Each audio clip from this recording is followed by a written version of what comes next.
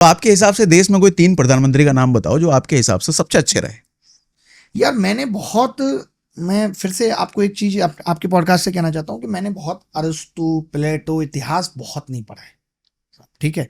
मैं तो जब से देख रहा हूँ 2012 से बड़ा हुआ, 10 से, तब से मैं सरकारों को देख रहा हूँ। तो मैं अगर कुछ भी ऐसी बात कह दूं कि प्रधानमंत्री बहुत मजबूत था या ये प्रधानमंत्री बहुत कमजोर है, तो वो मेरे लिए मुश्किल होगा, क्योंकि मैंने बहुत इतिहास नहीं पढ़ा है। तो मैं तो अभी देख रहा हूं 2012 से ही, तो इस हिसाब से मैं अभी आवाज उठाता हूं, क्योंकि उस वक्त तो मैं आवाज उठाने की स्थिति में भी नहीं था। तो मैंने कोई सारे प्रधानमंत्रियों का इतिहास भी पढ़ा नहीं है ठीक से।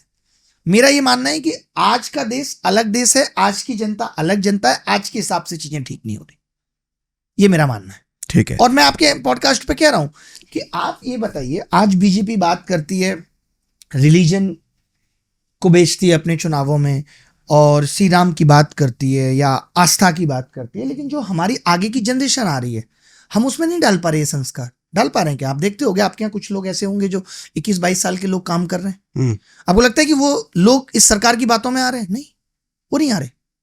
क्यों लग रहा है आपको ऐसा? मैं तो बहुत लोगों को देखता हूं, आज की जनरेशन को मैं देखता हूं, ये क्या सोच रहे हैं कि नहीं उस जनरेशन पे भी ये थोपा जाए। शायद आपकी कमी रही कि आप शिक्षा व्यवस्था के थ्रू वो संस्कार नहीं दे पाए लोगों को, या तो ये कमी रही।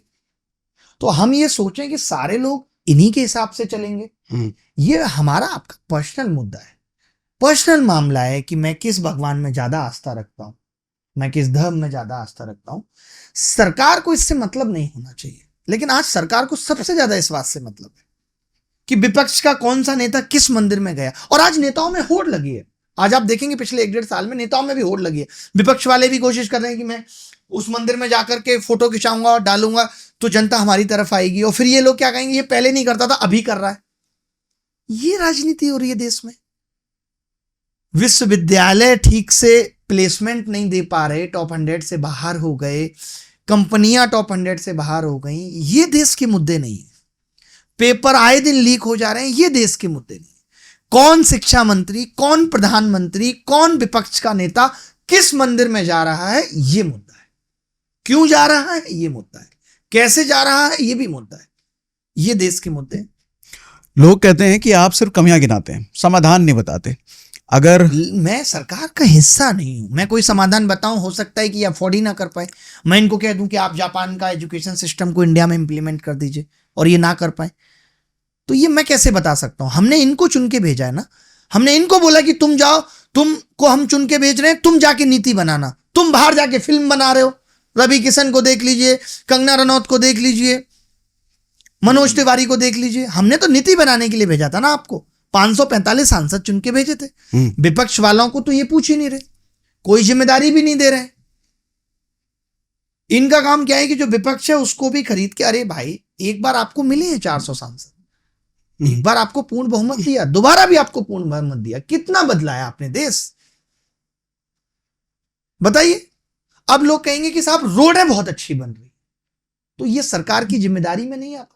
आप बताइए कि नोएडा बना और फिर ग्रेटर नोएडा बना, तो क्या सरकार ने हम लोगों की वजह से रोड बनाए?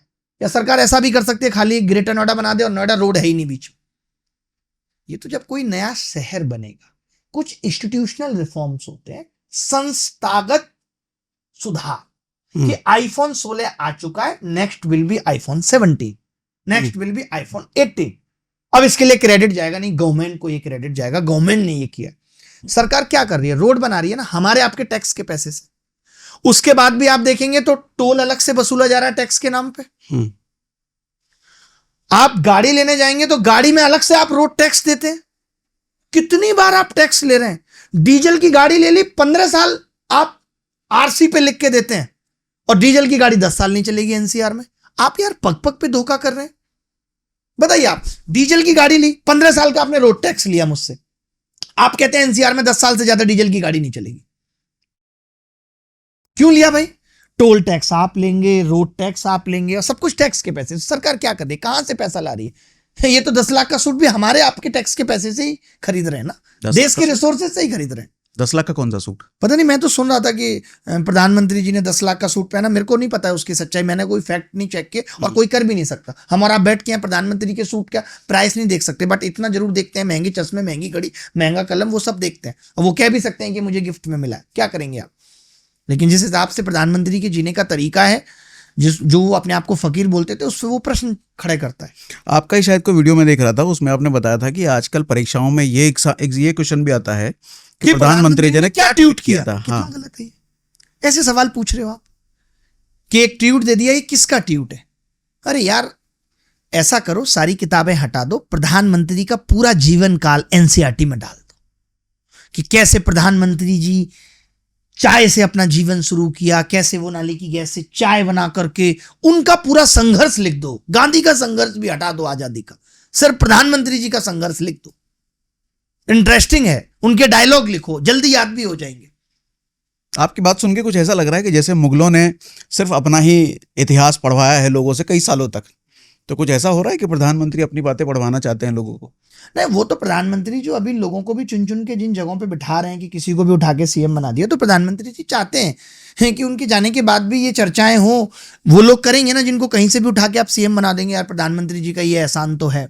ऐसा क्यों लगता है? आज वो स्थिति हो गई है ना। आज प्रधानमंत्री जी की फोटो आप देखते हैं, प्रधानमंत्री जी कभी मंदिर जाते हैं, अभी सोमनाथ मंदिर गए थे, बड़ी अच्छी घटना थी कि प्रधानमंत्री ऊपर हैं। ऐसे कौन जाता है मंदिर? आज से पहले आपने किसी प्रधानमंत्री को ऐसे मंदिर जाते हुए देखा है? ये मंदिर जाने का तरीका है कि चारों तरफ प्रधानमंत्री जी की फोटो लगी है, कहीं डमरू बज रहा है, प्रधानमंत्री जी की फोटो टंगी हुई है, और वो ऊपर से बैठ के जा रहे हैं, ऐसे सोमनाथ मंदिर दर्शन करने जा रहे हैं। ये काम तो प्रधानमंत्री जी के नहीं है।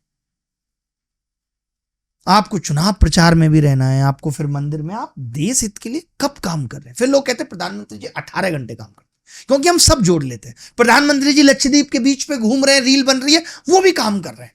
तब तो हम और आपने कभी जीवन में छुट्टी नहीं ली। इस देश का कोई लोग छुट्टी नहीं ले रहा। कोई मनाली में काम कर रहा है, कोई गोवा में काम कर रहा है। ये छुट्टी नहीं तो क्या है यार? भगवान भी ये सोचते होंगे